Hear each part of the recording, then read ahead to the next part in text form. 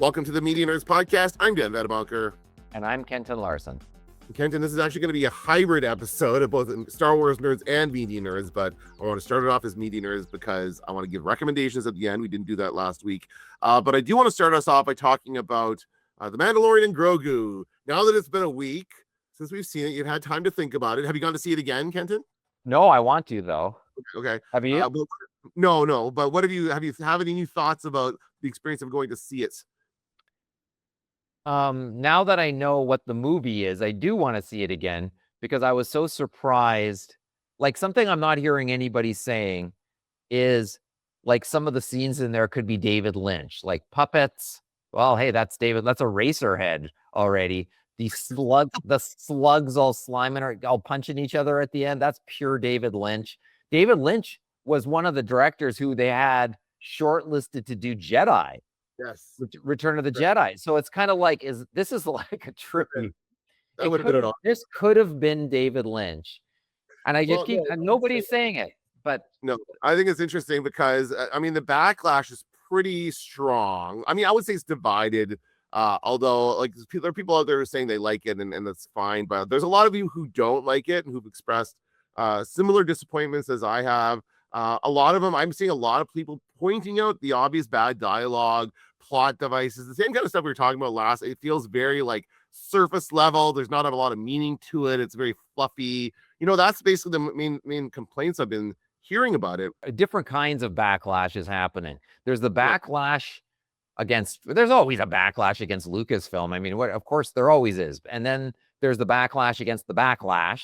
And then there's also, like, I've noticed there's people who are just intent on ripping Star Wars a new one whenever they get a chance. That's their whole shtick. It's their whole stock and trade. And I'm sick of it. I'm sick of those accounts. Like, I'll just block them now because it's painful. And I think there's more of those than there's people who like everything. I think there's more haters than there are actual fans.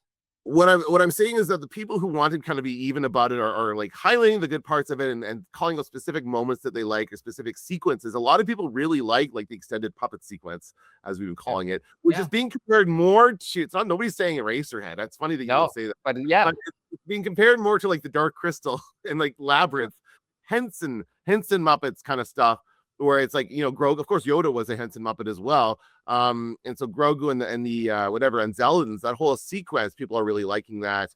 And of course, the action scenes are great and that kind of stuff as well. But yeah, the whole story involving the Hutts. What's going on now? The Hutt, you're saying the Hutt character is getting a TV series. What's going on with that?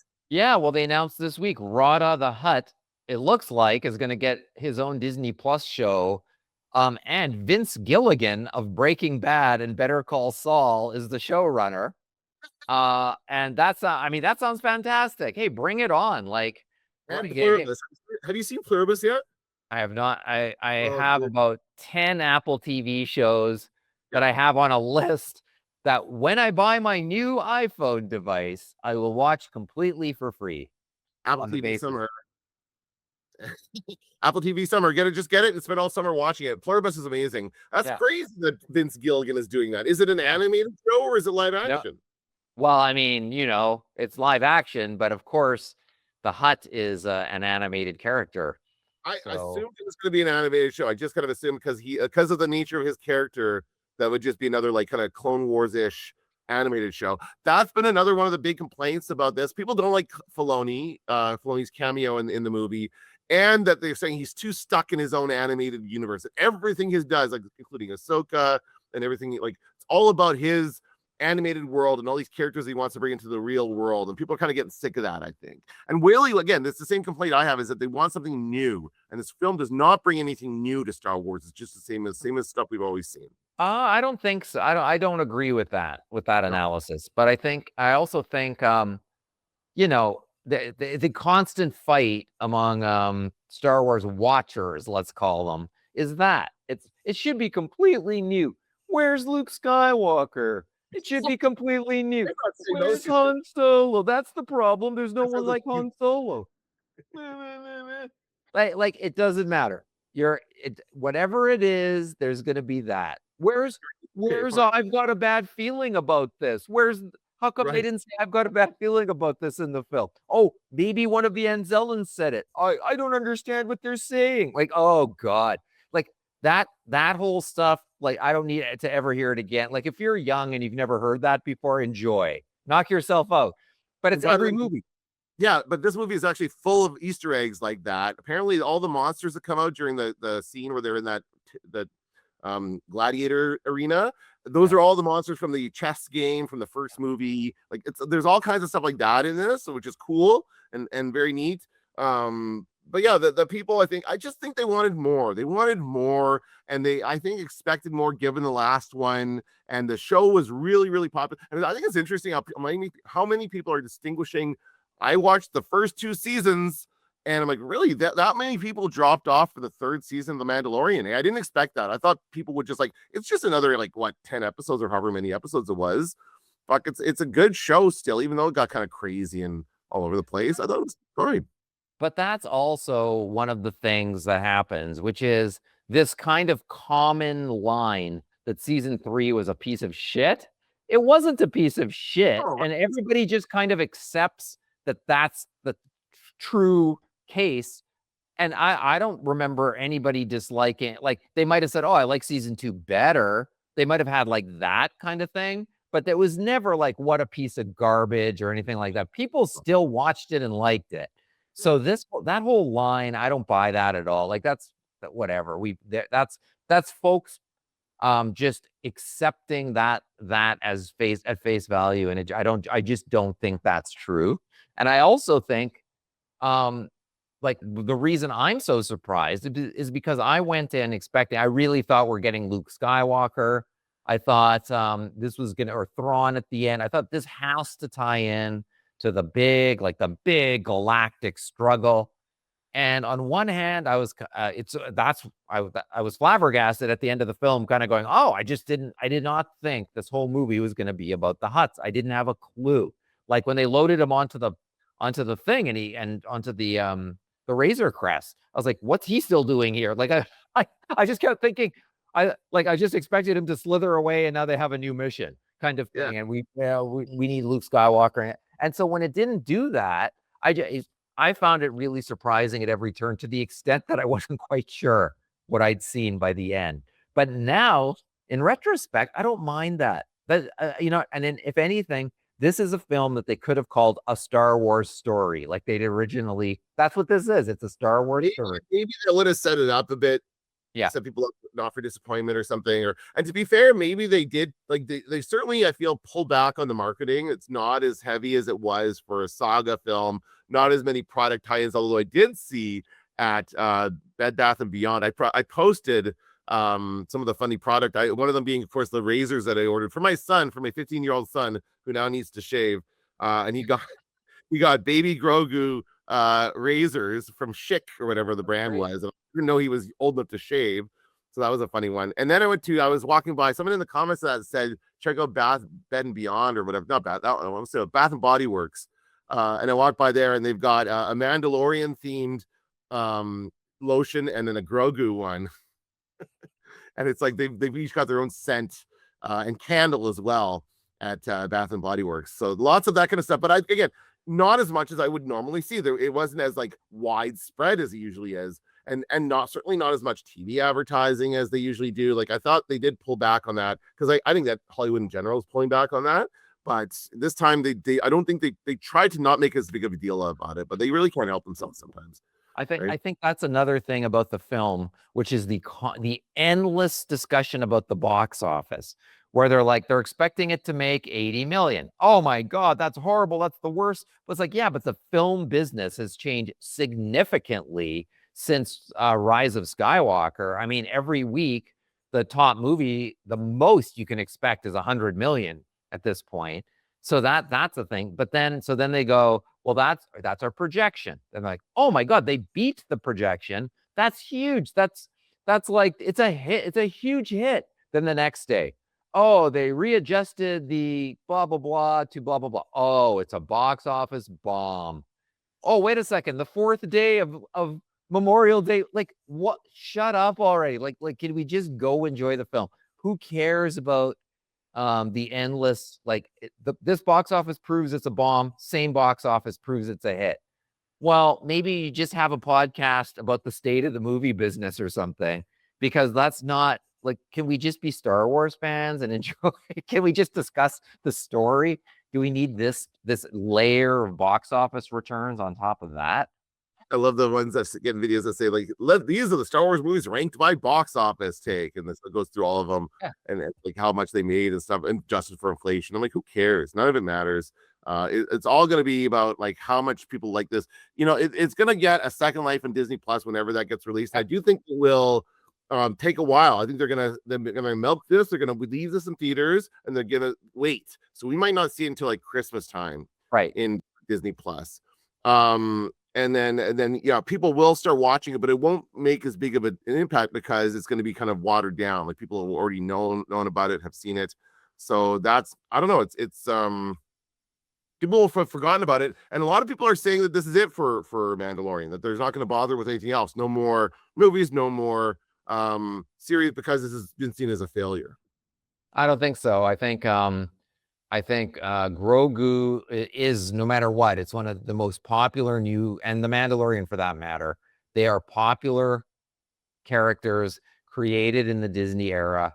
Grogu is a baby, and the trajectory of the story could last forever. It could last hundreds of years, literally, because that's how long that species live. I think we will have a good amount of Grogu stories moving forward, whether it's that Grogu's own movie, Mandalorian Grogu's own movie, or TV show, or characters that appear in future movies. Like Starfighter takes place during the same time, so and they were shooting Mandalorian same time.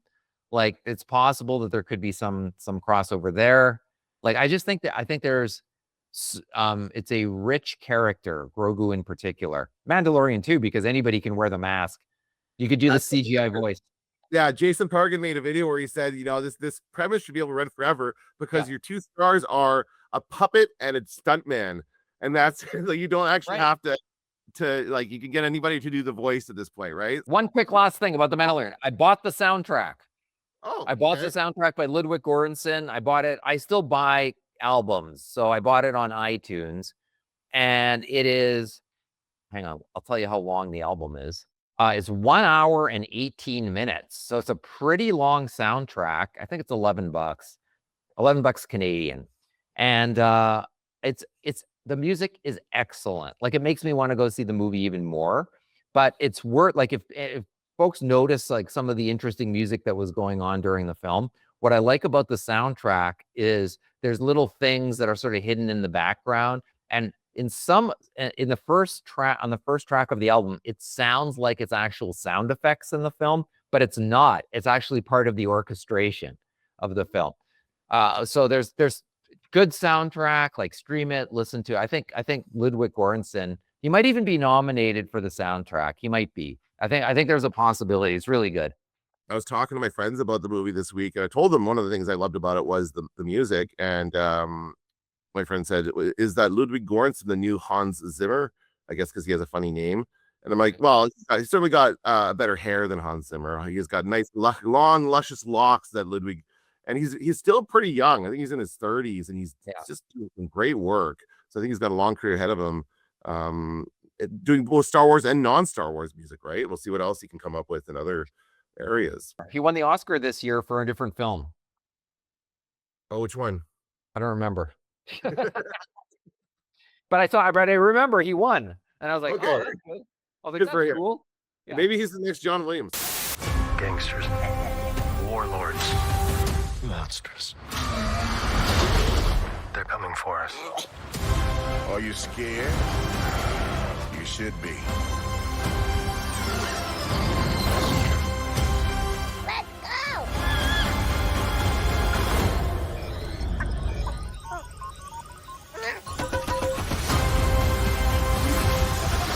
The Mandalorian and Grogu in theaters of IMAX May 22nd. Something that happened in Canada this week in Canada. We have news from the CRTC that Canada, I love doing this with my students. What does the CRTC stand for, Kenton? You tell me. Canadian radio, television. No, hang on. It's a weird one, right? I look it up every year when I teach it in class because it's so weird. And I go, just call it CRTC. You can't go wrong. Canadian radio, television. There's a weird thing in there. Go ahead, tell me. What it is? It's got 2 T's, and it should be on the CRTC. Right. The Canadian Radio and Television Telecommunications Commission.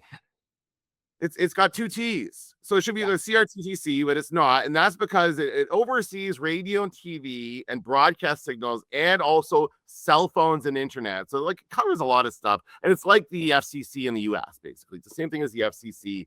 And so basically, this is the government organization that oversees and regulates our broadcast industry. And this week they released, I don't know what they call it. It's a fancy thing, or in the government, or a statement or a law that they're putting into effect. It's before. Why do I want to say Congress? I live in fucking Canada. Okay, yeah. It's before our Parliament right now, and they're arguing about it in Parliament. I was looking at some news today, and what it is essentially is they call it a streaming tax, where they want streamers like Netflix and Paramount Plus and Prime to pay 15% of their profits into a fund. They're calling it it's basically like a support fund. And it's something that already exists, by the way. This is something that broadcasters pay into, and it probably exists in the U.S. as well, where U.S. broadcasters pay into it as well. And it's like a support fund for when you're not doing too well and you need money, right? It's there to kind of balance it out for the big guys and the little guys, to make sure everyone kind of has room to survive and thrive in this landscape. And so, and the big deal for them is that it's gone from 5% to 15%, so it's like a triple the quote unquote tax they're calling it. And I think this is a good thing. I think that only good things can come of this. Other people don't agree. I don't know. I thought it's an interesting thing to talk about. What do you think? Yeah, it's this is a purely Canadian thing that Canadians talk about regularly, the CRTC. And when I was a kid, the controversy was what's Canadian content, because they also have a say over how much Canadian content gets put out across broadcast signals. But in recent years, they're more and more stepping into the digital realm as well. So that's, it was always just purely broadcast signals, and now it is not. So that sort of opens a whole new front here, and that's where this thing came from. It's about content. It's about Right. about like what quote unquote shows or movies or things like that. News is also included in this as well. Part of the good thing about this is that this fund will go towards supporting news content, which I think will mean new news positions. I even said in one conversation, this could be Netflix newsrooms. Like if you're going to force Netflix to pay 15% of its profits into this thing and create this kind of content, maybe you can force them to have a newscast. Like imagine loading up Netflix and having the local news on there, as well as your whatever thing you want to watch, right? That would be awesome. That's kind of what you're seeing. I guess it's kind of what you're seeing on Crave, where Crave is finally combining their CTV content, because it is all Bell Media. So if you go to Crave, you can probably get all your stuff from. You also have the HBO stuff, of course. But basically, you can also get like the local news there and probably national news and stuff like that. That's what they're trying to create in all these platforms. So, and the other part of it is that they're telling them they have to partner with, or they can partner with existing Canadian outlets. So we might see something like, I was thinking about actually would work great for Global News, because they're in trouble right now. Nobody owns them as far as Chorus Entertainment is concerned. And so maybe they would partner with somebody like Netflix to get Global News on Netflix, and then get that money from Netflix, right? That's good for global. Well, yeah, I mean, but here we are. This is also under the umbrella of Rah Canada, at a time when there's more Canadian patriotism than ever before. I think there's more skepticism about American technology and streaming companies and AI companies. And speaking of, Kevin O'Leary is now, his reign of terror has left Canada, and now it's where he enacted it on Dragon's Den, and now he's on Shark Tank, and he's trying to build giant data centers in Utah, and people are realizing, well, we knew decades ago, which is this guy might be a buffoon. And Yeah. and so it's sort of like the political element that's involved in this at this time, I think is also playing a big role here. Like Carney announced, we're buying the Swedish subs, the Swedish meatball subs. We're buying we're buying those this year. We're buying like stuff that isn't from America now, and I think there's a lot of that. And I think the CRTC sees like this is an opening. Well, and here's the thing. So the big argument is like, oh no, this means that they're gonna like. So now they're all gonna argue it. They're gonna like fight it in court. We don't have to pay this. People are saying they're gonna pass it on to the consumers. That's the part that gets me really angry. Because why do they fucking get to do that? Like that's the whole part of this is the whole part of inflation that I don't get. Why can't companies be forced to absorb some of these costs? Sorry, you don't get to make as much profit this year as you did last year because the price of something went up. Like that kind of stuff drives me nuts. So like that, all that stuff is bullshit. But they're worried that oh, they're not going to be able to. Netflix is going to pull out of Canada. It's not going to be worth it to be in Canada because we have such a small market. Good, get rid of Netflix. Then we don't need them. We needed our own Canadian streaming services. Maybe without Netflix in the picture, a Canadian streaming service would actually be able to do well. Crave would probably do really well, right? Because it's already got the system. Crave already has the setup that it needs, right? It's got the good American content, licensing that. It's also making good Canadian content, Heated Rivalry, which is popular all over the world. So it's got to keep doing that. And it's got the news and all that other stuff as part of your CTV content. So Crave is actually looking really good as far as a Canadian streaming service. The only other Canadian streaming service that exists, and Stack TV does not count. I don't care what you say. I actually haven't used it in a long time, but I don't know. I don't think it's there yet. I just don't think it is. Oh, Gem, CBC Gem, I guess. Yeah.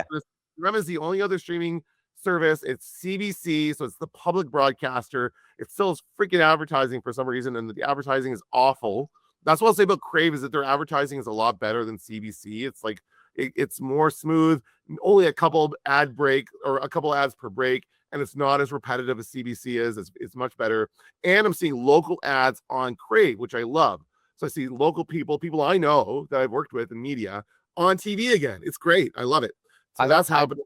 I don't have the ad supported Crave, so I can't speak to that part of it, but I do know I've had more people tell me just like in passing over the past few weeks that Heated Rivalry and The Pit they're probably Crave's best friends right now because people want, and The Pit in particular, that's like one of the last shows that everybody's talking about and where you sort of need to keep up with it because you hear about what's going on in the show. So you kind of you got to keep up or else you might get spoiled. So I think that as long as Crave has sort of figured that out a bit, and also it's got the HBO license, and the back catalog, which is fantastic. Like for people who've never watched The Sopranos and things like that, like it's a gold mine.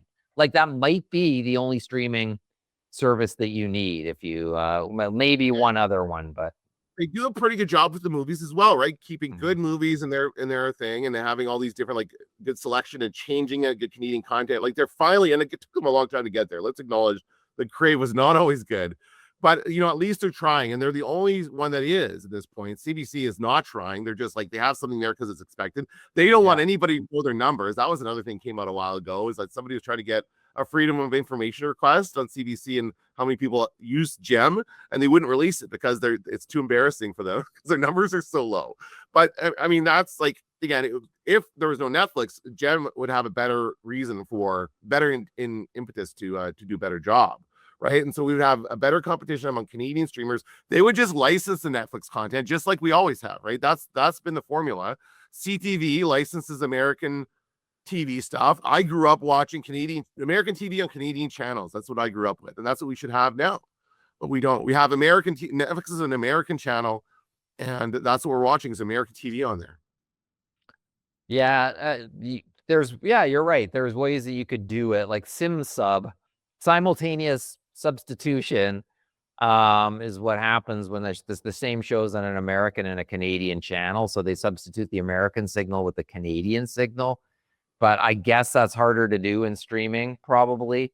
It is. No, it isn't, because it is. SimSub is happening. Because that's exactly what I'm saying. Local Crave. Okay, well, Crave is Canadian, but even on Netflix, when I watch, you need to get the ad-supported stuff, Kenton. I'm telling you, there are local ads out there. I have some. Ad-supported Netflix. I will see local ads there. YouTube, I'll see local ads on YouTube, of course, which is an American company, and Tubi.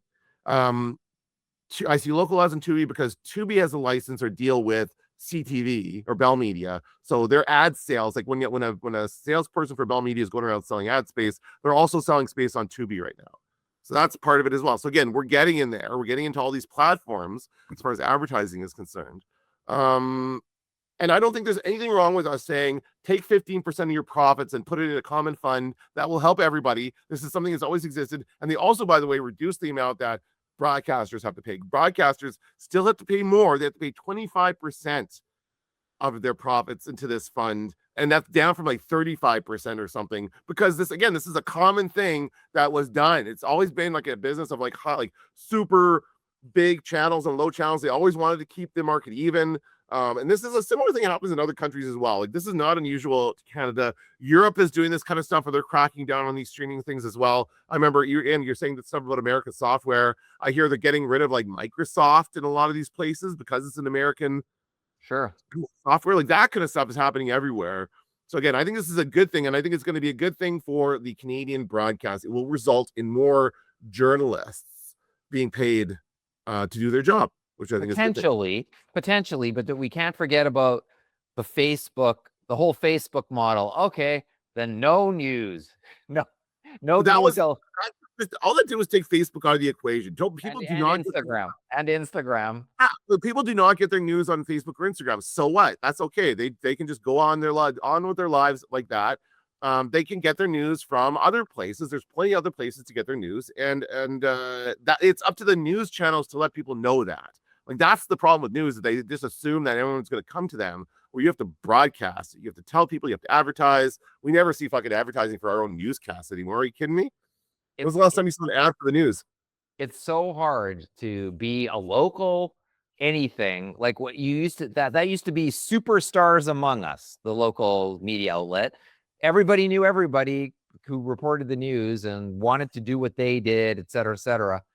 But it's not like that anymore. And it's hard. Like, you can't just run promos on your own station telling people like, look how great we are. Look, we're your home team. Like, if nobody's watching.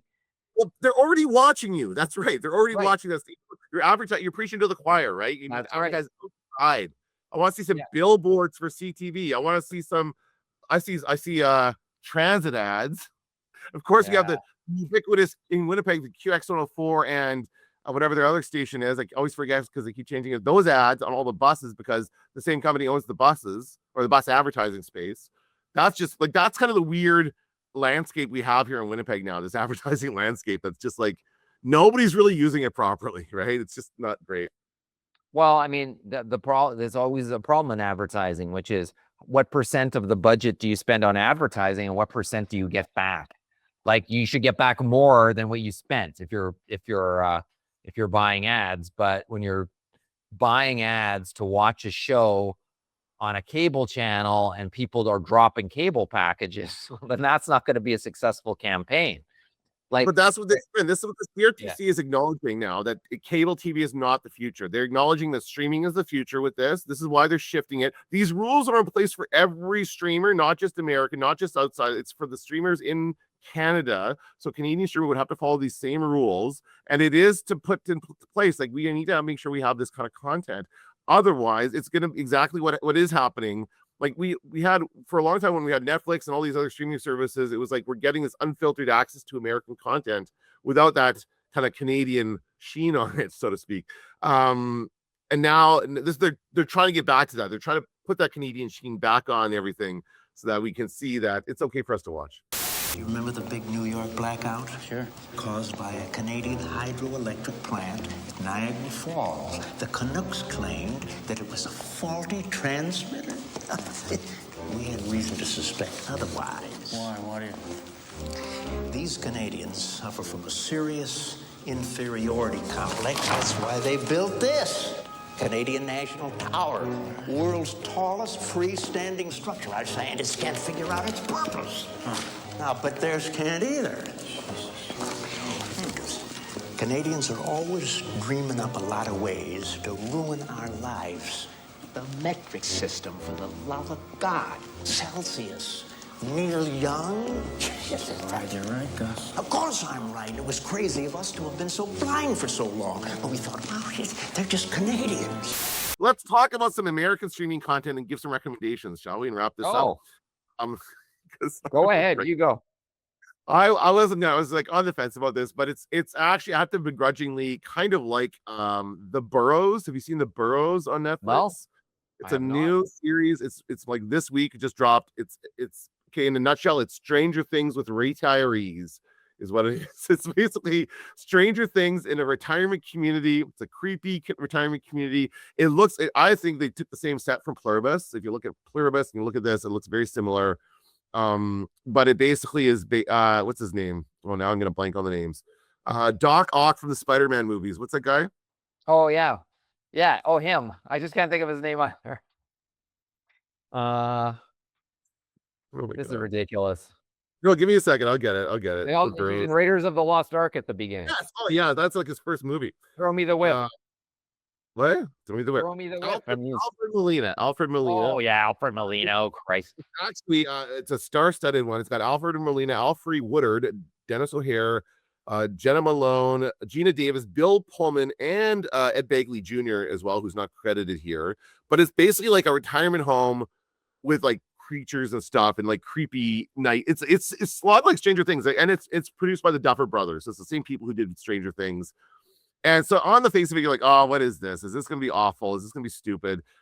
And there's a little bit of it. There's a little bit of the whole, like, I'm going to explain what I'm doing while I'm doing it. That Stranger Things also does in its final season. Like a little bit of that clunky storytelling.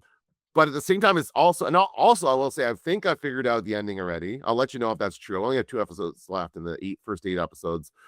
But that being said, it's still kind of fun and entertaining to watch. It's a little bit like Cocoon, and then it's about older people becoming young again, and the whole like the mortality of it all, and there's some really good performances. Gina Davis in particular is pretty good.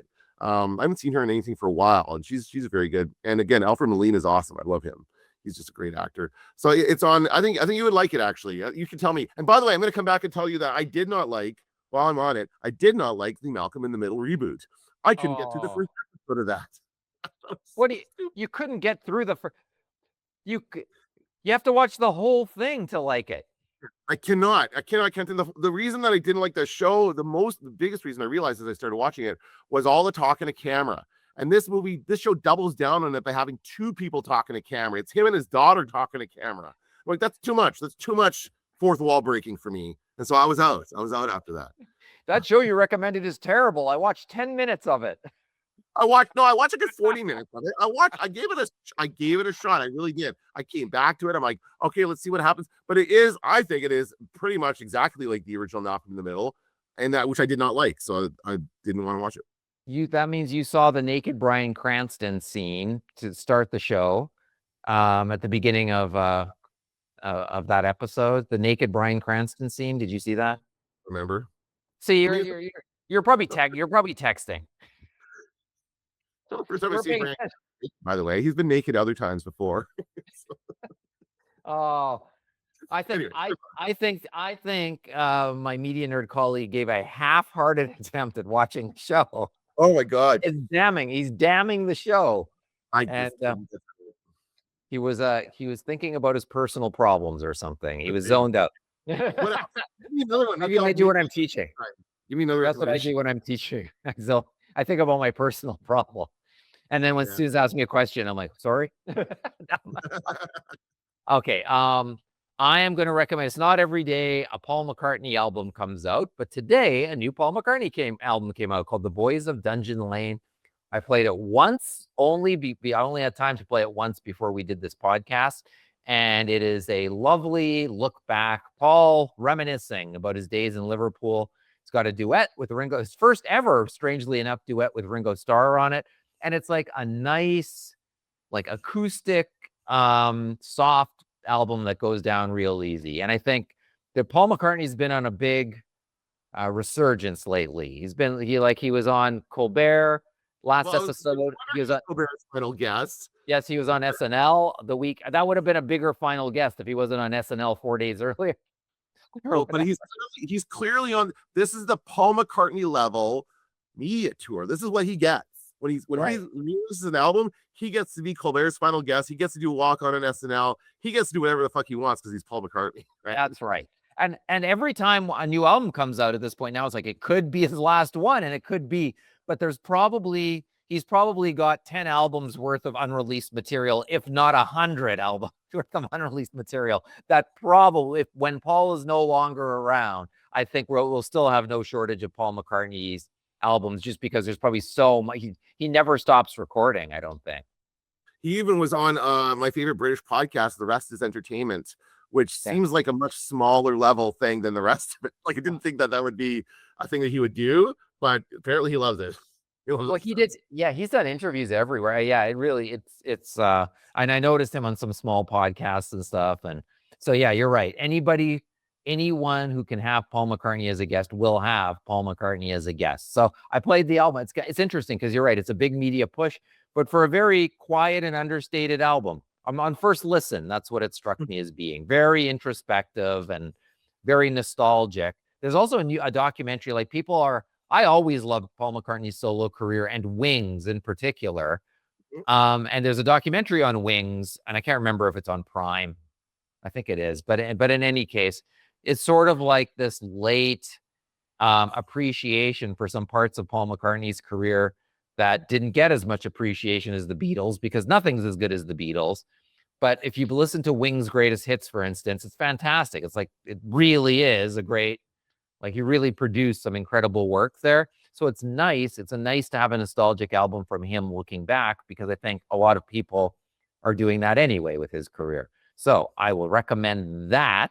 And people know, if they like Paul McCartney, that you're going to buy that album. If I don't like the first song, I don't like it. If you don't like the first minute, don't listen to it while you're watching Malcolm in the Middle, because you're not going to remember. Hey, I will say that I did listen to the theme song of Malcolm in the Middle. It got me thinking about that, so I put that on my playlist. I like that song. So yeah, They Might Be Giants. It's good. Yeah, it's good. Yeah. It's a good one, and I'm pretty sure they played it when they were in concert here. I think they did. All right. Well, maybe I will give Malcolm in the Middle one final chance before I final say no. But we'll leave it at that. That's going to do it for this episode of the Meat Eaters. I'm Dan Badabunker. I'm Kenton Larson. Don't let the force or the door hit you in the ass.